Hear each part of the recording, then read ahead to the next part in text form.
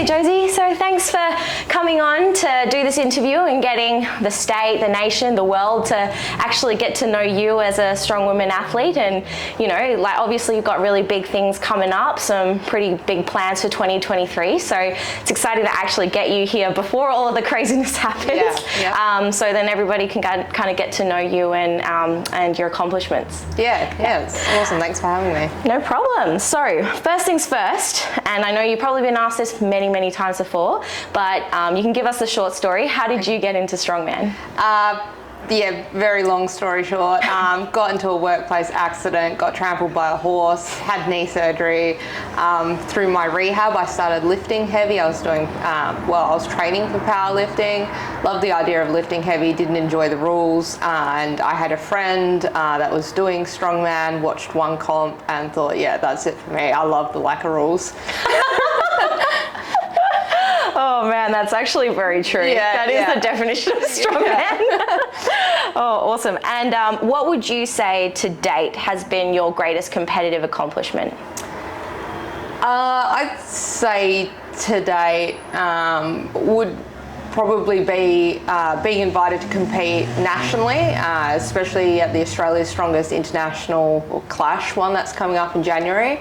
My competition for that is what I would consider elite level. And I've also recently just been invited to compete in a few international competitions, which I'm excited to take up some offers for in 2023. And yeah, it's awesome. Let's get into the thing that everyone really wants to know and maybe might be too scared to ask you. But what does a typical training week look like for under 64 WA Strongest Woman?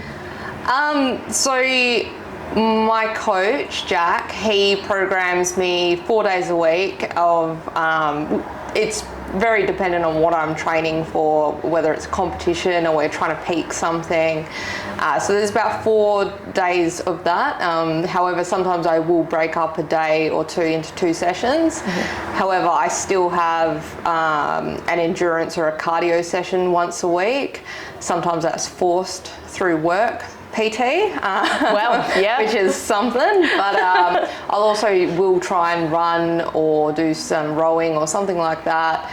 And then on top of that, Saturday is normally a pretty big events day. That's 2 to 3 hours of training at Strongman gym. And outside of that, a lot of dog walking and hiking and stuff. So would you say like conditioning is a really important part of training for strongman? Yeah, 100%.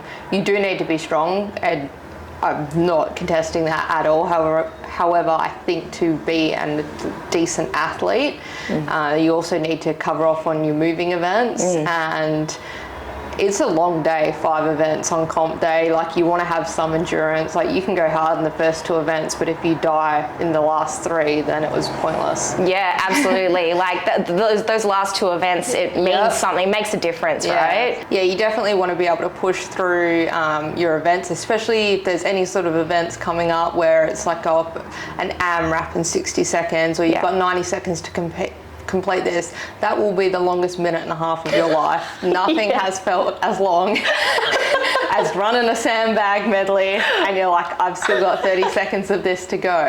And I think there's been a big change in elite level strongman athletes coming through now. You still do see the big guys that are insanely strong, but they move like, they definitely do train some level of endurance. It's kind of deceptive, right? Like how big they are. You don't think that they can move that quick. You see this like 150 kilo dude moving. I'm like, at one of the comps I did in Queensland, in Brisbane, the ASA Nationals, they were doing the Magnus Pro at the same time. And one of the events on the Saturday night was like a carry medley. And the following day there was another, just a moving event, and man, Rongo moves so fast. I could not believe that, like, you know, guys that are like that big, that they could get that much speed. I think he got the fastest time that day out of everyone. Like, he beat lightweights in speed. No way. Yeah, oh like my God. Kicked my ass in one of the events. And I think I'm quite speedy, so That's it kind of humbles you a bit, right? I was like, oh, okay, got some work to do. Oh man, I love how how Rongo's like, you know, he's now goals for everyone, right? Yeah. Awesome. So look, like on competition day, there's a lot of pressure on the athletes to perform well, and you know, there's an expectation that you guys have been training so hard for. So, you know, how do you handle the pressure on comp day, or do you feel that at all? Yeah. So if you speak to my coach about this, I have notoriously been bad at handling pressure in competition in the past. I'll train an event and I'll do well at it in training. However, if it comes to the day, there's been a few choice comments by Jack being like, what is happening here? It's just like everything switches off upstairs. And so that's taken a lot to work on. I'm definitely somebody that has to kind of go into a competition knowing that I can hit comp weights or do certain things in events prior to the day. I need to have that confidence there. Very rarely do I go into a comp and PB. I will normally hit it a week or two out. And on the day, it's, for me, I'm not generally one of those athletes that will, you know, has to scream or hit themselves to psych themselves up for an event. I've tried that. It just personally doesn't work for me. Also doesn't work for me walking around laughing and joking because I will never get in the right headspace. So you might see me like sitting back being a bit more reserved and quiet, and I'll try and focus on something. And Megan put it well recently to me that you really need to get in the headspace where it's already done. Yeah. Like, you've already done it. The log's already in the air. You already got that lift. It's done. You finished that stone run. And so like I've applied that recently to training, and it's definitely made a difference. It just kind of takes the nerves out. It's like already done. Yeah. Don't think about it. There's definitely such a wide range of competitors and different headspaces on the day. The one thing I would say is probably it should be across the board is cheer on your competition. Like I'll always be screaming the loudest for my competition. I'll lose my voice on comp days because I'm cheering everyone else on so loudly. And that's purely because at the end of the day, if you're beating me, it's because you put in the work. That's on me. Like, I don't want you to stuff up a stone run. Like, if you're hitting that in training, bring it. Like, because I should have done that work as well. That's really a healthy way of looking at competition as well, and that's how it really should be, right? Yes, yeah, exactly. Obviously, strongman, it's been around for a long time. It's evolved massively over time. It's just like how we were talking about with the whole conditioning and how important that's become nowadays. So what would you say, in your experience in strongman, has been a massive just training myth that you would like to dispel? I'd say that mass moves mass. That's not necessarily true. Don't get me wrong, it obviously does. It has to, it makes sense. However, you can be lean, you can be small, and you can still have a triple bodyweight deadlift easy. Just because you're standing up there against people that are pulling these massive numbers, you really need to put it down to body weight versus what they're lifting. I'm a big fan of, you know, you might be the smallest person in the room, but there's a very good chance you might be the strongest. So yeah, I mean, you're a great example of that, being under 64's strongest woman in WA, but also you are like one of the strongest women just overall in the state. Like, you are one of the few women that can deadlift triple their body weight, which is amazing. Yeah, that's the biggest goal for me now, is just definitely to show up on comp day and just, you know, regardless of weight category you're in, or even down to be honest, like the gender categories as well. Like, if you just put it down to, okay, they're lifting 2 times body weight and he's got 8 reps. Cool, I'm lifting 2 times body weight, but I want 10. Like, yeah. Absolutely. That's the sort of the mindset I've had to get into for a few competitions where I might not have anybody in my weight class, or there might not be a lot of female competitors. You still need to like have something to push you on the day, because chances are you are trying to qualify for a national competition or something, so that helps. What does pre and post competition Josie look like? Do you have any kind of rituals or traditions that you kind of go through before and after?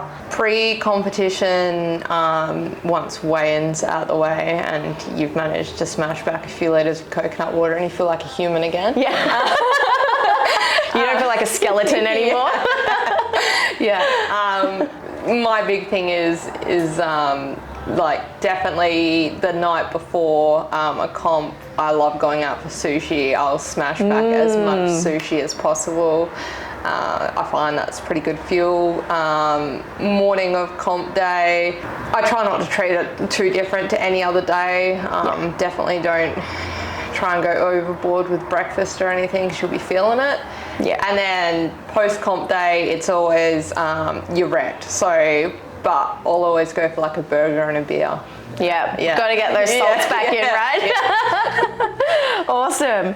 And so I know we asked this earlier in the other one, but if you have anything different, you can tell me. So what is some advice for somebody looking into getting into strongman, just in general?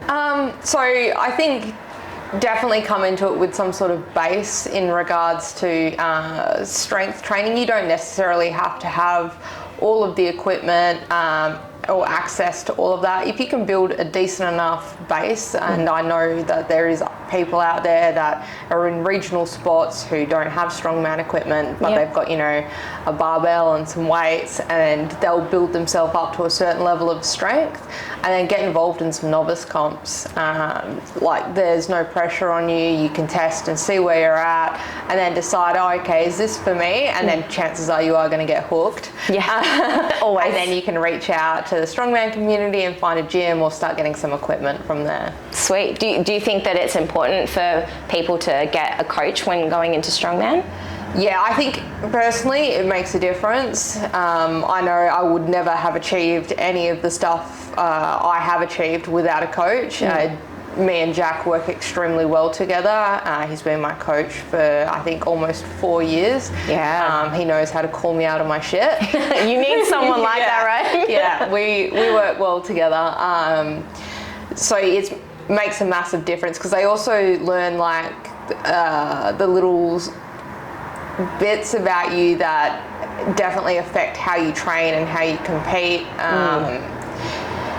And it's just good having somebody else in control of that aspect because chances are you'll be like, I'm having a good day in the gym, I'm going to max out, and it's not ideal to max out at that time because the rest of your training block's going to go poorly. Yeah, that's it. Yeah. So final question, Josie. So where can people find you on social media to follow you and follow your strongman journey? Because as we mentioned earlier, you've got some pretty big goals for next year to go to some world, like global and national competitions. So where can they find you? So I'm on Instagram. It's Josie with I think 3 underscores J. Apparently 2 underscores was taken. But yeah, you'll find me on that. I post a lot of training videos on there, much to the disgust of any of my friends that followed me just to keep in contact. They get spammed with my training. I mean, look, if they love you that much, they'll endure it, right? Yeah, pretty much. Awesome. Well, thanks so much for coming on, Josie, and good luck for the state championships to hold on to your title as WA's Strongest Woman under 64, and then also good luck for your AS international competition for January. We're looking forward to seeing you there. Awesome. Thank you so much.